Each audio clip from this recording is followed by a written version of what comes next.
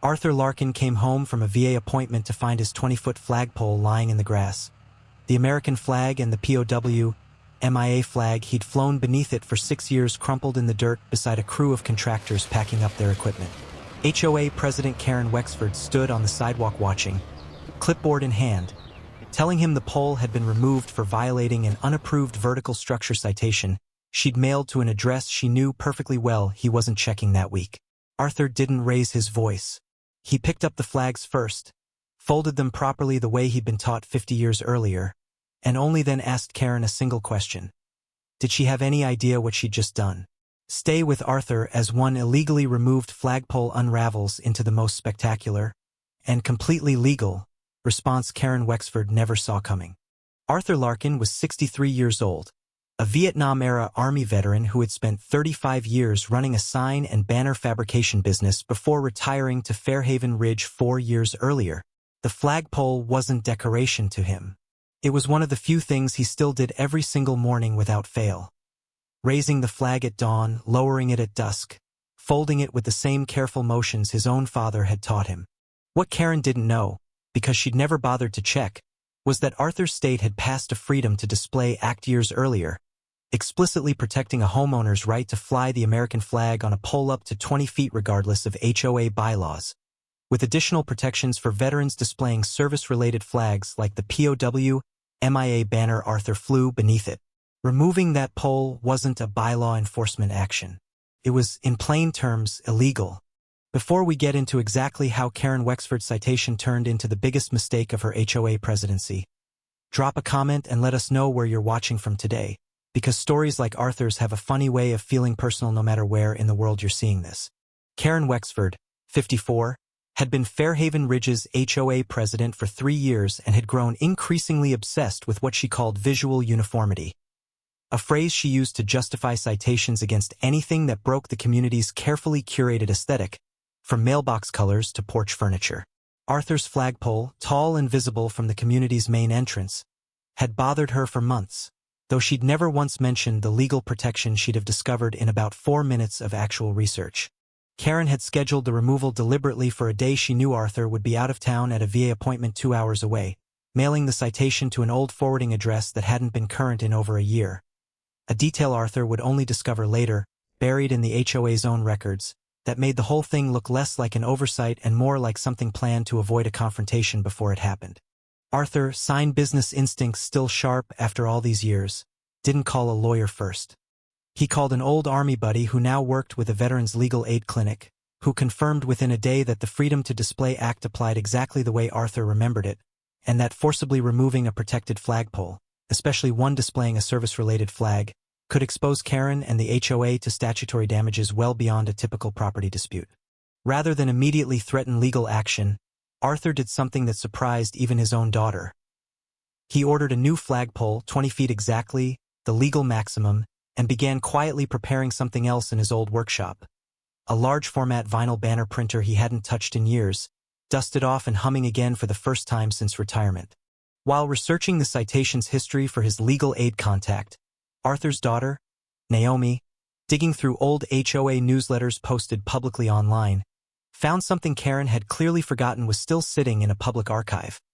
A photo from a board meeting 18 months earlier showing Karen's own oversized camper trailer parked in her driveway for 4 straight months, the exact kind of unapproved vertical structure and prolonged storage violation she'd cited 3 other residents for that same year, dismissed against herself in the meeting minutes as a temporary family matter not requiring further board action.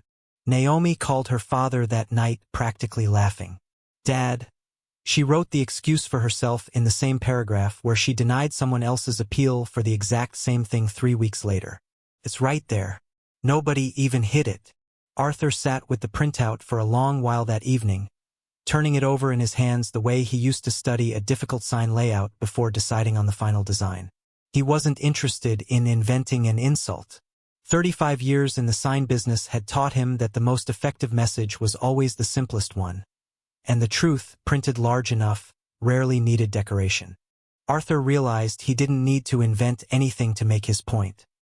He simply needed to print the truth in public record, at a scale nobody could ignore. The board meeting photo of Karen's camper, the citation code she'd used against him stenciled beside it, and the exact same code number she'd personally waived for herself 18 months earlier. Arthur raised his new flagpole on a Saturday morning, flag and POW MIA banner restored to their proper place, and beneath them, running the full 20 feet of the pole in a vertical banner exactly the way his old business used to print stadium signage, hung Karen's own camper photo with the citation code and dismissal date printed clearly enough to read from the street. Karen arrived within the hour, furious, insisting the banner constituted harassment and demanding its immediate removal, a demand Arthur met with the same calm he'd used the day his pole came down. He handed her a printed copy of the same public board minutes the photo came from, and asked which part of the true, publicly available record she believed he wasn't allowed to display on his own property.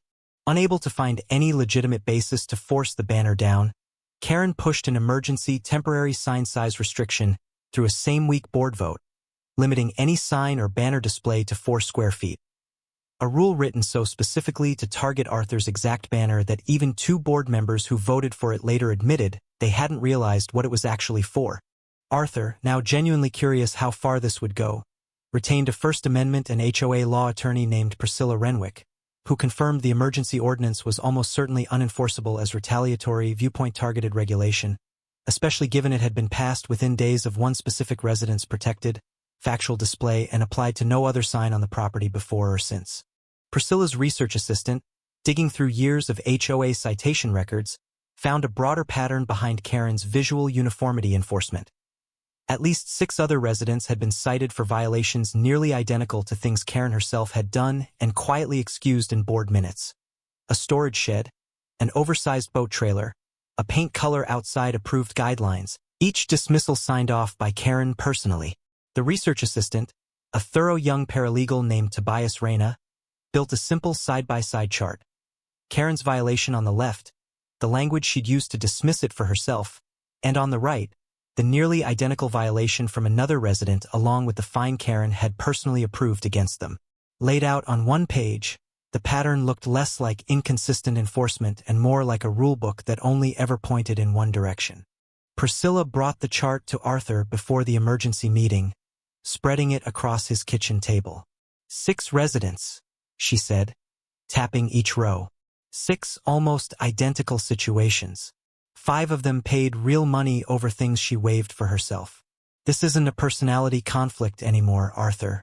This is a pattern a judge is going to have real trouble ignoring.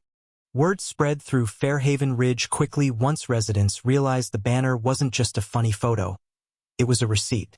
Neighbors who'd quietly paid fines for violations Karen had waived for herself began comparing notes, and a resident named Denise Okoro, cited 8 months earlier for a storage shed nearly identical to Karen's long-parked camper, requested a formal review of her own citation, the first of what would become 5 separate reopened cases.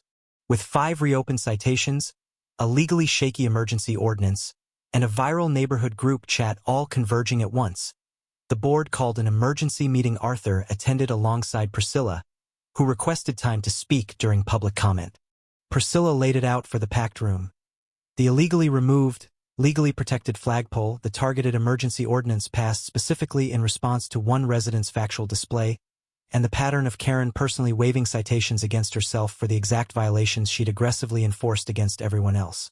She projected the original camper photo, the citation code, and Karen's own dismissal signature side by side on the wall, and let the room read it in silence.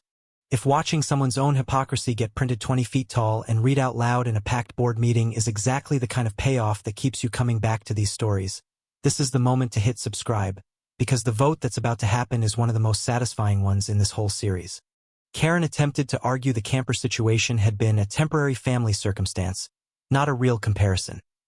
An explanation that collapsed the moment Denise Okoro stood up and read her own citation letter aloud, word for word, using language nearly identical to what Karen had once dismissed for herself. The board voted that night to void the emergency sign ordinance entirely, formally acknowledge the flagpole removal had violated state law, and remove Karen from the presidency pending review of all 6 years of her citation history. Arthur, on Priscilla's advice, pursued statutory damages under the Freedom to Display Act for the illegal removal, ultimately settling for full replacement costs, legal fees, and a combined settlement, covering Arthur's claim and the 5 reopened resident cases Karen had wrongly enforced against. totaling $185,000. Denise Okoro's storage shed fine alone accounted for nearly a fifth of that figure once interest and legal costs were factored in. A number she said felt less important to her than simply hearing the board admit, out loud, that she'd been right to appeal in the first place. Fairhaven Ridge's new interim board formally apologized to all 6 affected residents, refunded every improperly assessed fine going back 3 years, and adopted a written policy requiring any citation involving a legally protected display, flags, religious symbols, accessibility features, to be reviewed against state law before ever being issued. Arthur left the banner up for exactly 1 more week after the vote. Long enough, he told his daughter, to make sure everyone who needed to see it had the chance, before finally taking it down himself and replacing it with a simple, smaller sign that just read, "Welcome to Fairhaven Ridge." The flag and the POW MIA banner stayed exactly where they belonged, rising every morning at dawn the way they always had, except now nobody in the neighborhood ever looked at that pole without smiling just a little, remembering the week a retired sign maker taught an entire HOA the difference between a violation and the truth. If you've ever had someone try to weaponize against you, leave a comment below. Tell me what happened. Tell me how it ended. And if you enjoyed this story, subscribe so you don't miss the next one.